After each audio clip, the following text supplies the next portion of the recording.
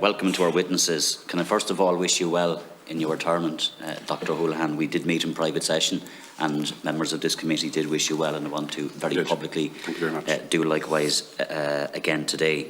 Mr. Watt, my questions are actually going to be for you, and if I can start first of all with the letter that you sent to the Provost of Trinity on the 16th of March of this year.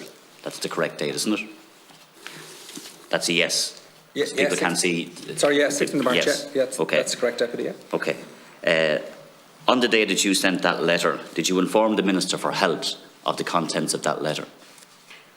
Thanks, Deputy. No, the Minister didn't know all the details of the letter. No, he knew the generality. He knew the generality of what was being proposed. Did he know a letter was being sent? Did he know a letter was being sent? I'm not sure if he knew the exact modalities. He certainly was unaware of the details. Let's be clear about that. He was unaware of the details of the letter. The Minister was unaware of the details of the Was the Secretary-General to the Department of An Taoiseach aware of the contents of the letter?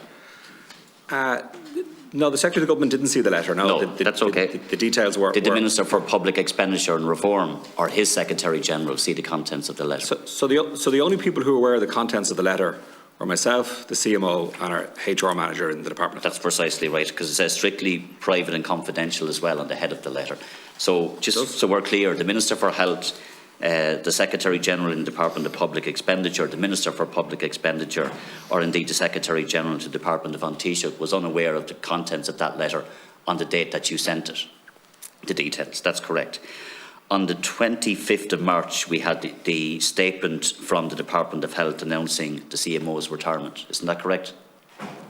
Friday, I think it was. At that point, on the 25th of March, was the Minister for Health aware of the contents of the letter that you sent to Trinity? I think it was the next. I don't know the exact dates, but I think it was the next Monday, Tuesday. But he wasn't at that point aware. I don't think it was at that stage, but I'm not absolutely 100% sure on that. But it was around that time. Or any of the others I spoke about, without going into them again. Ministers for Public Expenditure, or the Secretary-General, or the Secretary to Government. None of them are aware on the 25th of March, when the statement was issued that the CMO was stepping down, that they were not aware of the contents of the letter that you sent to Trinity. They knew the CMO was stepping down, but they didn't know the contents of the letter. They weren't aware of the details of the letter. Nope. Okay. On the 6th of April, Minister Donnelly was on Morning Ireland on this particular issue. At that point, was he aware of the contents of the letter? I'm not sure. I'm not sure exactly when the minister. You're not the minister. He's the minister, and he's on Morning Ireland answering questions about this secondment. And I'm going to get to the contents of the letter in a second, because I would imagine if I was the minister, I would want to be fully briefed on all of the details of what the arrangements were, every detail. And you can't tell me this morning, at that point, on the 6th of April, when he was on Morning Ireland, if he was aware at that point of the details, which were clearly set out, because the details of that letter are the crux of this. It clearly sets out the financial implications of this secondment, if we can call it that. I'll get to it later.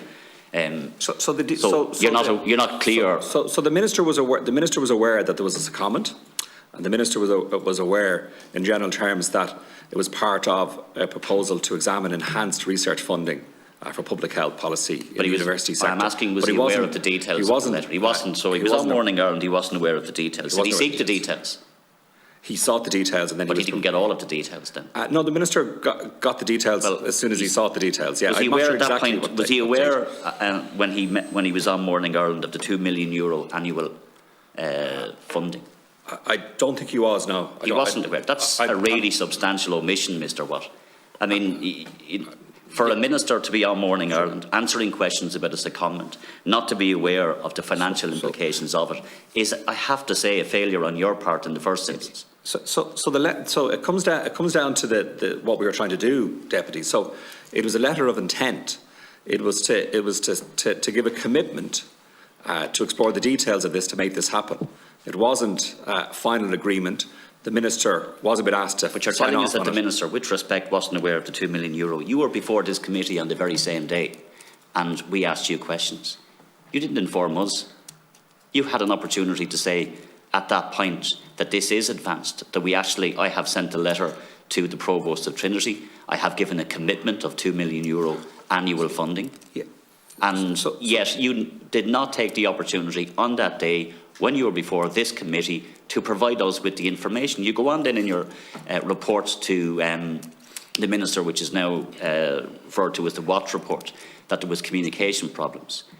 But they were of your making. You were before this committee. You had an opportunity to inform us. You did not. You did not inform the Minister. And yet we now have a situation where the CMO is not taking up the post. So why did you not inform this committee when you were before us about the contents of that letter and the details of it? So there's a number of different questions. So the day I was in front of the committee, I was here talking about, I think, other matters, based on the letter which invited me to the committee, which I think is consistent with how these matters are now organised. So I was answering questions about a particular matter, which I was asking, and then I was asked about this. So I didn't answer all the questions. I didn't engage with any of the questions. With respect, Mr. Watt, we got no information from you. With respect, we got no information from you that day. Yeah, but we certainly weren't aware of the details of the pay arrangements. We certainly were not aware of the letter that you sent to Trinity. We certainly were not made aware of the €2 million annual recurring funding. None of that information was provided to us. None of it was provided to the Minister.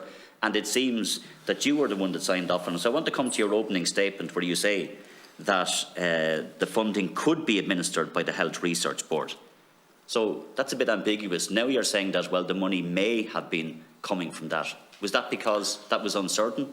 No, our intention was, because the funding that we do allocate for health research goes to the Health Research Board. I think it's about 44 million this year that goes through the Health Research Board. So the intention was that any additional funding which the Minister would subsequently approve. But you say could, your opening statement says could as opposed to will.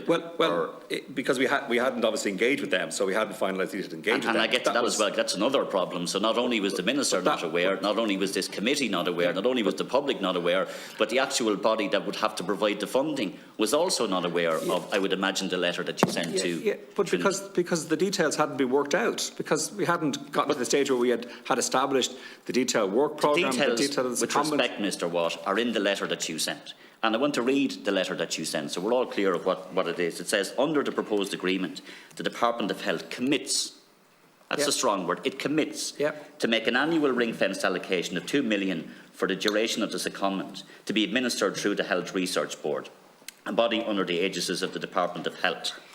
Now, you are committing €2 million funding from the Health Research Board to Trinity College in a letter that you did not get any ministerial approval for, that you did not inform the Minister about, that you did not inform this committee about, and you then say in your opening statement that retrospectively this would have to be approved through the estimates process. I have to say, Mr. Watt, this is breathtaking arrogance that a Secretary-General would sign off on a spend of €2 million without seeking any, bear with me, you have a chance to respond, without seeking any approval whatsoever from a minister or from government, that you think that you have the authority to spend €20 million potentially of taxpayers' money without any approval, actually commit to it in writing to a third-level institution without any ministerial approval, and not even to inform the Minister when he was doing media on the issue. So I'm out to respond to that. So we didn't approve the spending. The spending, ultimately, if the money was to be spent as from 23 onwards, it would have to be included in the estimates process. The Minister would have to approve the amount of money. That would have to be included in the estimate. That estimate will be published as part of the abridged estimate and then the revised estimate. So there's no basis upon which I can approve spending for a new area of spending without the approval of the Minister. I don't have that authority. We have authority as Secretary-General to authorise spending that has been ordered. Mr. Watt, I have to come back in here. So that's not the way the system would ultimately work was that spending which is allocated in the vote and for which there's a clear purpose set out in government policy, well then there's delegated authority to spend it, obviously because money has been spent in line with what's voted and government policy. This spending wasn't approved or sanctioned. There was no spending here. It was a commitment and the details had to be worked through. And then the plan was, when the details had to be finalised and we had a detailed set of proposals, then we would seek then formal sanction in the normal way for the spending which would be part of the 23 estimates, and as part of that we'd have to talk to the Health Research Board. I have to come back now before the time is up, with respect, Chair. So we'd have to engage then with the Health Research Board in terms of how they would allocate funding. Mr. Watt, I think with respect, you are not getting this at all, and that you lost a run of yourself. And I'm reading a book at the moment called Pandemonium, which I know that you obviously will at some point maybe read yourself, where it seems officials in the department described you as Minister What, because that's what it seems to a lot of people, that you are the one making the decisions, not the Minister for Health. You cannot say that you are going to seek retrospective approval. Once you are committing in writing €2 million a year, recurring funding, to an outside body, you had an absolute obligation to inform the Minister for Health. You failed to do so. You had an absolute obligation to inform the government. You failed to do so. You had an obligation when you were before this Health Committee. You failed to do so.